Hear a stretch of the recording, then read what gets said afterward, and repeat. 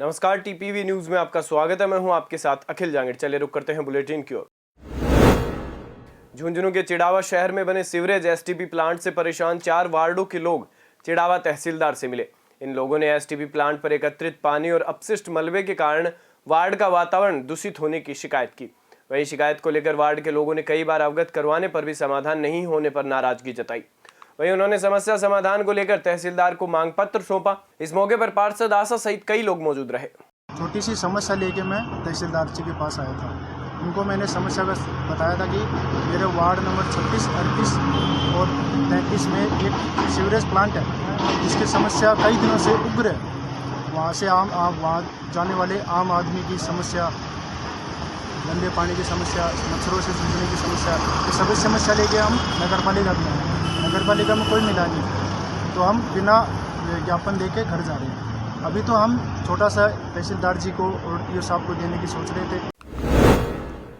राजस्थान के पूर्व गृह मंत्री गुलाबचंद कटारिया प्रवास के दौरान चित्तौड़गढ़ पहुंचे, जहां पर मीडिया से रूबरू होते हुए उन्होंने कहा कि वर्तमान में प्रदेश की कानून व्यवस्था बिल्कुल धरातल पर है। वहीं प्रदेश के मुख्यमंत्री अशोक गहलोत पर हमला बोलते हुए उन्होंने कहा कि वर्तमान में मुख्यमंत्री सिर्फ अपना राज बचाने में लग रहे हैं, प्रदेश की जनता की उन्हें कोई चिंता नहीं है। वहीं उन्होंने कहा कि मुख्यमंत्री गहलोत, जो कि गृह मंत्री भी हैं, उन्हें प्रदेश में होने वाली घटना मिनट टू मिनट जानकारी होना चाहिए। इससे पहले पूर्व गृह मंत्री गुलाबचंद कटारिया सर्किट हाउस पहुंचने पर जिलाध्यक्ष गौतम दक्ष सहित भाजपा के कई पदाधिकारियों ने उनका स्वागत किया।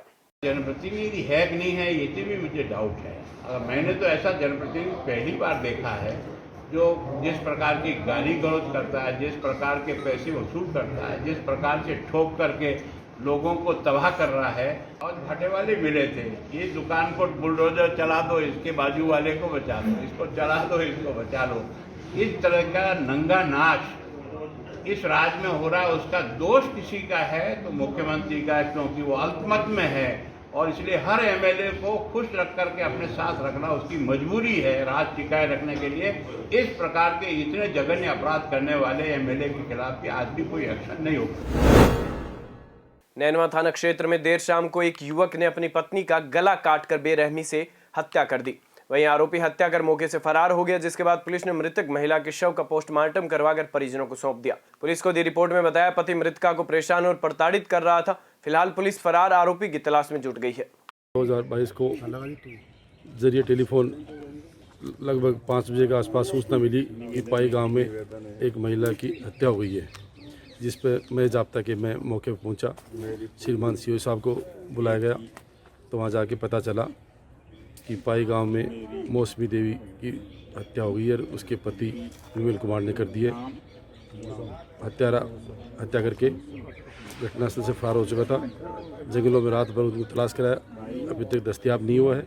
अभी भी टीमों द्वारा तलाश जारी है। मेवाड़ में भील समाज ने टीएसपी में शामिल करने और सरकारी नौकरियों में प्रतिनिधित्व दिलाने की मांग को लेकर प्रदर्शन किया। इस दौरान मुख्यमंत्री, जनजाति मंत्री और विधानसभा अध्यक्ष के नाम ज्ञापन सौंपा गया। इस मौके पर हजारों की संख्या में पहुंचे भील समाज के लोग रैली निकालकर नारेबाजी करते हुए कलेक्ट्रेट पहुंचे और कलेक्टर को ज्ञापन दिया।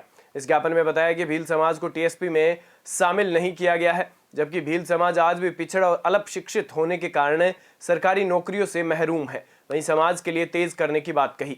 धन्यवाद। आज हम 11 बजे सुबह से हम कलेक्ट्री में उपखंड अधिकारी के साहब के सामने हमें ज्ञापन रख रहे हैं कि हमारे टीएसपी करो, टीएसपी नहीं तो हमें 6% आरक्षण की घोषणा कराई। क्योंकि हम कब से, जब मैं भी जहाँ जाती हूँ हमारे समाज में, हमारे समाज पीछे रहती है, क्योंकि हमारे समाज के लिए टीएसपी कराना हम कोशिश कर रहे हैं कि मैं भी कोशिश करूँ कि हमारे समाज को आगे बढ़ाए और टीएसपी के लिए कोशिश करेंगे। साहब से, गहलोत साहब से सबसे निवेदन करेंगे हमें टीएसपी नहीं तो 6% आरक्षण देने की घोषणा करावे। क्योंकि हमारे समाज में बहुत सारे ऐसे युवा हैं जो पढ़ाई करके बीए, बीएसटी करके घर पे बैठे हुए हैं, जो बेरोजगार है, उन्हें कुछ सहयोग मिले। धन्यवाद। आज ज्ञापन का कार्यक्रम रखा गया था। सबसे पहले तो हमने सभी तहसीलों के मैं सभी एसडीओ उपखंड स्तर पर सारे एसडीएम साहिबानों को सुबह 11 बजे सभी तहसीलों में ज्ञापन सौंपा गया और अभी इस जन समूह के साथ में यहाँ कलेक्टर साहब को ज्ञापन देने आए हैं। ज्ञापन में हमारी मुख्य मांग ये है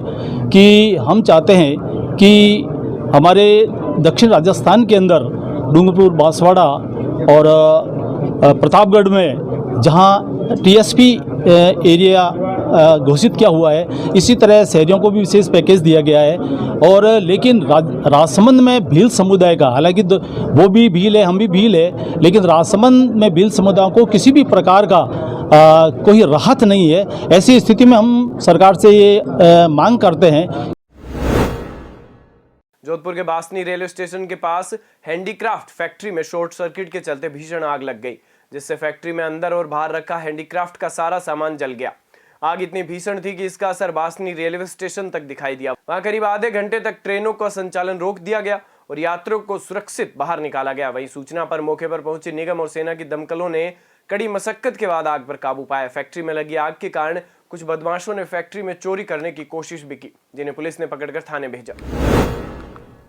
रावतभाटा में किसान महापंचायत के राष्ट्रीय अध्यक्ष रामपाल जाट ने नरेंद्र तोमर से मिलकर किसानों की समस्याओं के समाधान के संबंध में चर्चा कर ज्ञापन सौंपा, जिनमें न्यूनतम समर्थन मूल्य पर खरीद की गारंटी का कानून बनाने, कृषि लागत और मूल्य आयोग को संवैधानिकता प्रदान करने सहित कई संबंधों का उल्लेख किया गया। इस समय केंद्र के कृषि और किसान कल्याण राज्य मंत्री कैलाश चौधरी सहित कई सदस्य मौजूद रहे। न्यूनतम समर्थन मूल्य पर खरीद की गारंटी का कानून केंद्र भी बना सकता है और राज्य भी बना सकते हैं। राज्यों में कृषि उपज मंडी अधिनियम अभी प्रभाव में है, उनमें संशोधन करके बाध्यकारी प्रावधान के द्वारा न्यूनतम समर्थन मूल्य की सुनिश्चितता किसानों के लिए निश्चित की जा सकती है।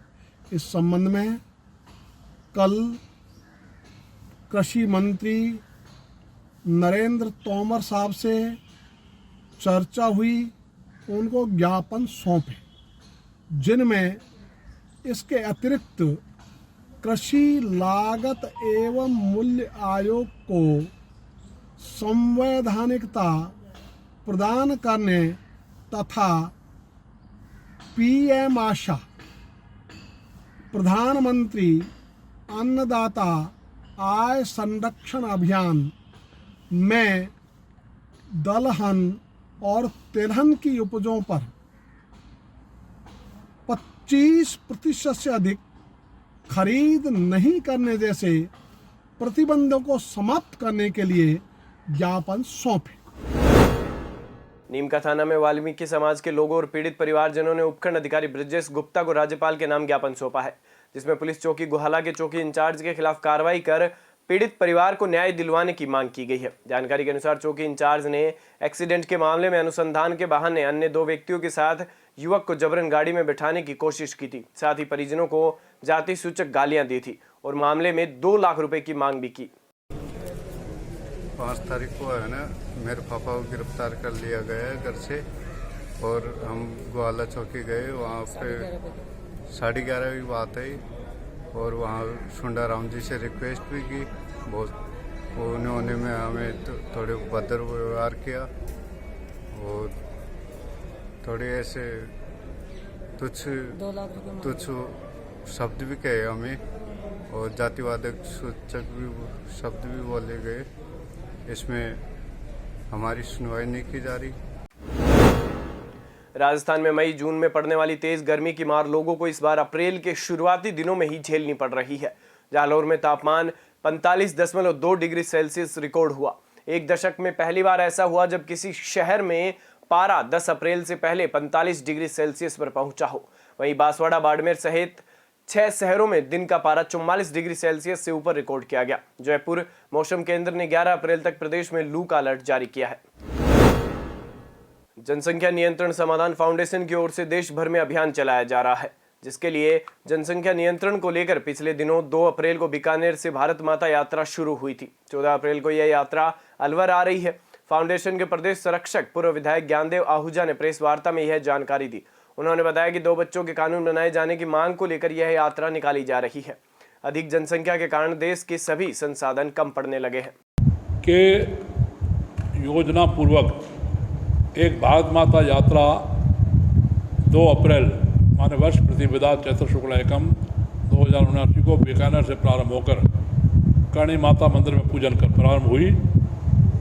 बीच के जिले श्री गंगानगर, हनुमानगढ़, चूरू सीकर झुंझुनू होते हुए अलवर ज़िले में दिनांक 14 अप्रैल को आ रही है। वो हरियाणा के नारनौल से बेरोड तक आएगी। बेरोड में सुबह 10 बजे सभा है। बुलेटिन में फिलहाल इतना ही। आप देखते रहिए टीपीवी न्यूज़। नमस्कार।